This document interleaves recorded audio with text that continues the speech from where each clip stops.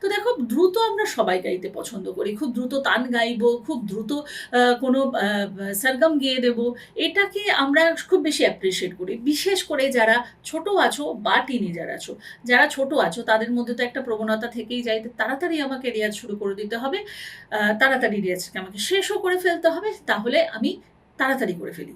তো আমরা প্রত্যেকটা রেয়াজ দেখা যাচ্ছে খুব ফাস্ট, দ্রুত করে ফেলছি। এর ফলে সুরটা প্রপার ওয়েতে বসছে না। টিনেজারদের মধ্যে একটা ব্যাপার হচ্ছে, তারা রিলস দেখছে, ভিডিও দেখছে, খুব কোনো সোশ্যাল মিডিয়ায় কোনো হয়তো কোনো কম্পিটিশন রয়েছে, সেখানে হয়তো দেখলো যে খুব দ্রুত কোনো তান সেরকম করছে, তো তারা সেইটাকে, সেই ট্রেন্ডটাকে ফলো করার জন্য তারা বাড়িতেও খুব দ্রুত তান সেরকম অভ্যেস করা শুরু করে। ফলে দেখা যাচ্ছে তাদের সুরটা কিন্তু ভেসে থাকছে, বসছে না। এবং তারা ভাবে যে এত তো আমি প্র্যাকটিস করছি, এত তো দ্রুত লয় আমি তান সেরকম প্র্যাকটিস করছি, তবু আমার সুর কেন বসে না? তো এই সমস্ত প্রশ্ন, শুধু সুর বসা নয়, এই সমস্ত প্রশ্নের উত্তর হবে আজকে তোমাদের এই ক্লাস।